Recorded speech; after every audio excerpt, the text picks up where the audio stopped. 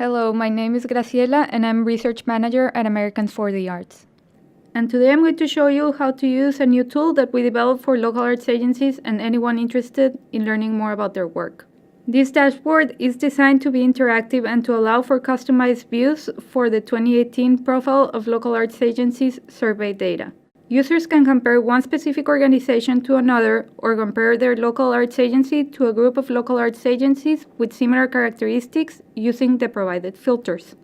The screen is divided into two identical parts that have graphs representing the results from each question on the local arts agency profile survey. The filters on the left and the right of the welcome page. They are for drilling down to local arts agencies with specific characteristics based on legal status, population, expenditures, or state, among others.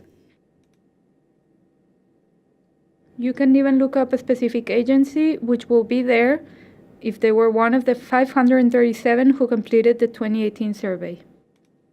The navigation menu. If you scroll down, you'll see different topics where you can click to navigate to a page where more information will be provided. The two buttons at the end show the list of local arts agencies that meet all the conditions applied in the welcome page filters. At the top of every page, you'll be able to see what filters have been applied to your search. If you want to change them, just go back to the welcome page, click Reset Filters, and choose something else.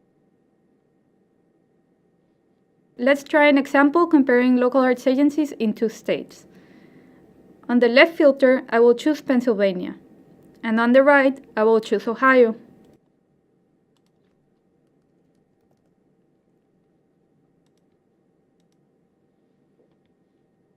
To start, we can see that 15 local arts agencies in Pennsylvania completed the 2018 profile, while 12 in Ohio did the same. Those are going to be our sample sizes for most of the findings. When we hover over our graph, we can see a little more detail. For example, we learn exactly what the survey question was and any other relevant information. In this case, we can see in Pennsylvania, local arts agencies that have full-time employees have on average 13 part-time paid positions. While in Ohio, local arts agencies that have at least one paid employee have on average 3 part-time paid positions. On the first page, we learn basic information about local arts agencies, but let's click on Programs and Services and see how they compare.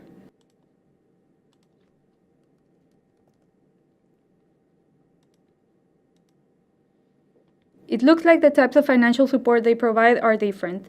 While Ohio has a higher diversity of programs, for example, startup capital, loans, and microloans, we see that local arts agencies in Pennsylvania are about twice as likely to offer grants to individual artists, 53% compared to 25%. As a reminder, if you want to see which column represents what group, we can just scroll up and look at the filter title. Let's look at cross-sector partnerships. And a word of caution here, the charts are sorted to show the most common answer at the top. That might mean that the order in which options appear on the graphs is not the same. Here, the most common partnerships for local arts agencies in Pennsylvania are in the culture and heritage sectors, while local arts agencies in Ohio partner with organizations in the education sector the most. Let's click on the financial section now. In this section, we can learn all about where local arts agencies get their resources from and how they spend them. Notice that different charts have different sample sizes. This is because some agencies submitted incomplete or inconsistent data and were excluded from this section. You can keep navigating using the menu at the bottom, and you can always go back and change your filters to make them more specific or more general. In our next video, I'll show you different ways in which you can download and use this data in your own presentations. Thank you for joining, and please write to us at research@artsusa.org if you have any questions.